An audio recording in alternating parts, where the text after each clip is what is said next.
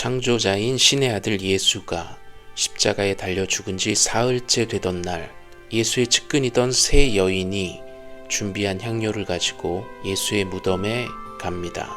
그런데 무덤을 막았던 큰 돌이 옆으로 치워져 있고 그 무덤 안에는 죽은 예수의 시신이 없습니다. 그들이 어쩌나 당황하고 있는데 천사로 보이는 두 남자가 나타납니다.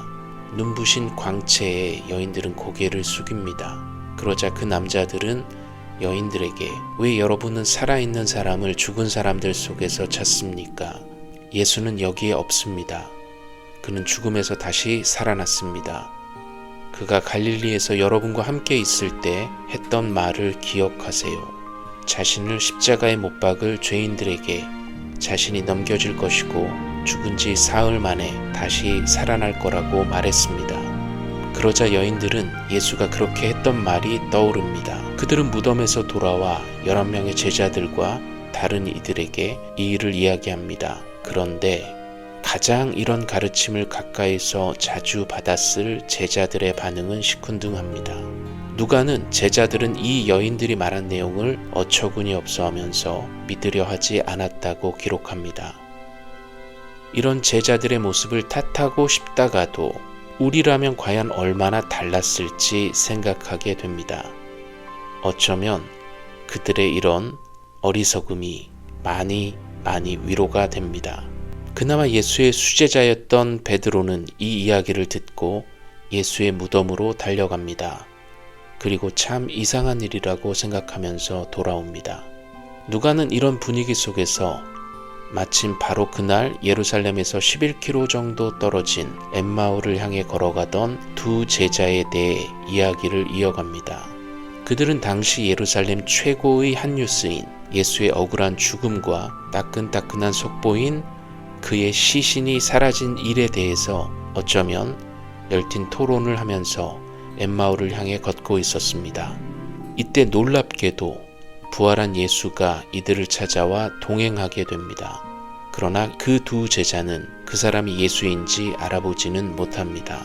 예수는 그 두 명에게 묻습니다. 무슨 이야기를 그렇게 하고 있습니까? 예수의 질문에 두 명은 잠시 걸음을 멈춥니다. 그리고 슬프고 우울한 표정을 짓습니다. 두 명 중 글로바라는 사람이 예수에게 되묻습니다.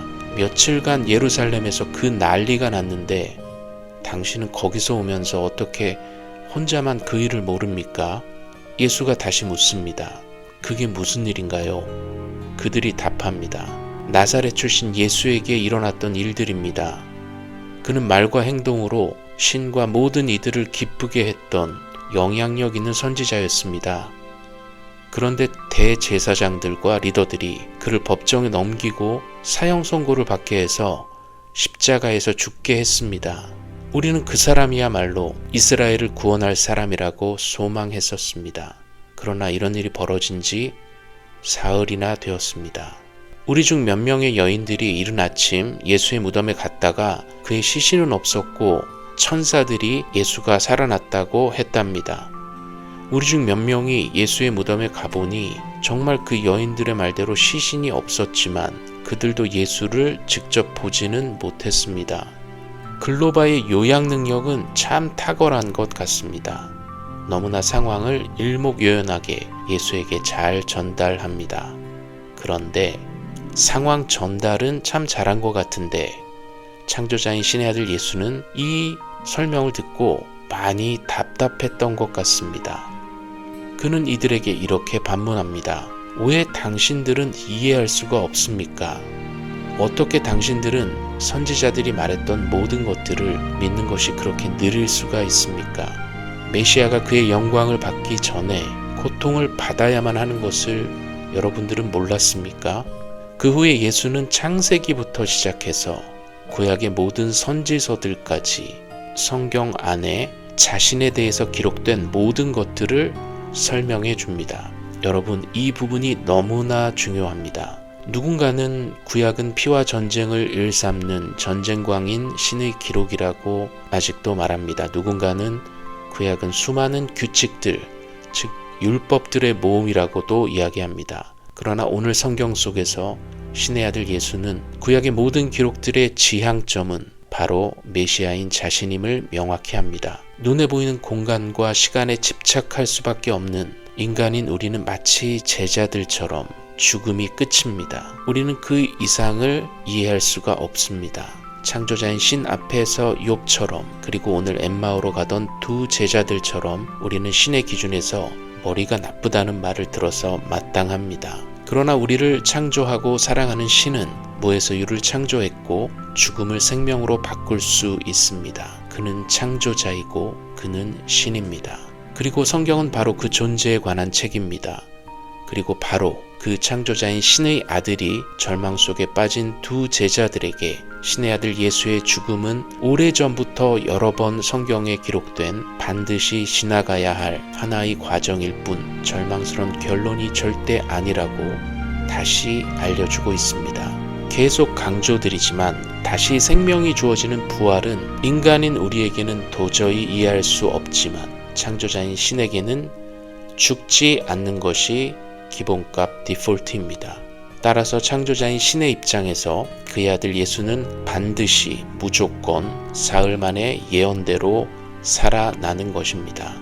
그것이 창세기부터 출발한 모든 성경의 클라이막스 절정입니다. 죄로 인해 왕노릇하는 죽음이 생명의 왕 앞에서 무릎을 꿇은 것입니다. 한참이나 동행한 후에야 이 두 제자들은 자신들에게 이렇게 열정적으로 성경을 가르쳐 주는 사람이 죽은 줄 알던 예수임을 깨닫습니다. 그러자 예수는 사라집니다. 그리고 두 명은 서로에게 말합니다. 아까 그 사람과 길에서 쭉 함께 걸으면서 얘기를 나누고 그 사람이 우리에게 성경을 설명했을 때 우리의 마음이 뜨겁지 않았나요? 예수의 죽음으로 희망이 사라지고 절망감이 그들을 지배했었습니다.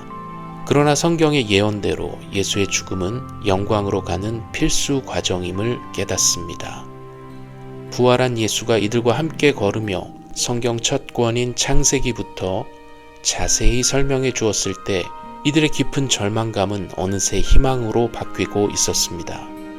예수의 처참한 죽음 이후 차가워진 가슴이 다시 뜨겁게 불타오르고 있었습니다. 이들은 약속한 듯이 자리를 박차고 일어납니다. 떠나왔던 예루살렘으로 돌아갑니다. 그리고 그곳에 있는 다른 제자들에게 우리가 다시 살아난 예수를 직접 만났다고 이야기합니다. 이 두 제자는 얼마나 신이 났을까요?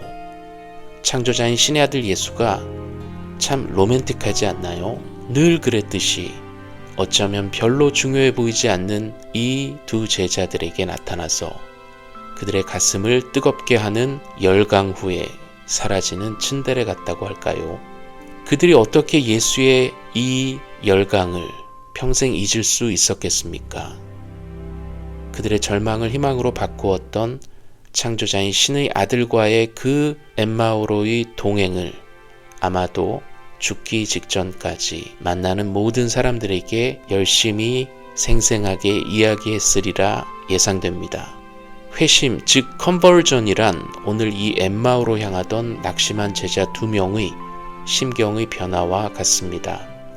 창조자인 신을 가르치는 성경의 내용이 죄로 인한 심판과 죽음, 즉 절망을 위함이 아닌 우리의 죄를 대신해 죽어준 신의 아들 예수의 부활의 생명임을 내 영혼이 기쁘게 환영하며 받아들이는 것이 컨버전, 즉 회심입니다. 그래서 그 두 제자의 마음속의 변화처럼 절망과 차가움이 희망과 뜨거움으로 바뀌는 것입니다. 저희 기도 제목 또한 컨버전 라디오를 듣는 분들의 마음에 이런 창조자인 신의 아들의 죽음과 부활만이 줄 수 있는 뜨거움이 생기는 것입니다. 특별히 과거의 저처럼 어릴 때부터 오랜 교회 생활, 어쩌면 습관적인 종교 생활에 익숙해진 채 그것이 결말인 것처럼 냉랭함을 마음에 숨긴 채 살아가는 분들에게도 도움이 되기를 기도합니다. 마지막으로 돈 문제나 인간관계의 상처로 교회를 떠나야 했던 많은 분들, 또한 인간과 조직은 여러분을 버렸을지라도 여러분을 창조한 신의 사랑이 결코 여러분을 포기하지 않는다는 것을 꼭 기억하길 기도합니다.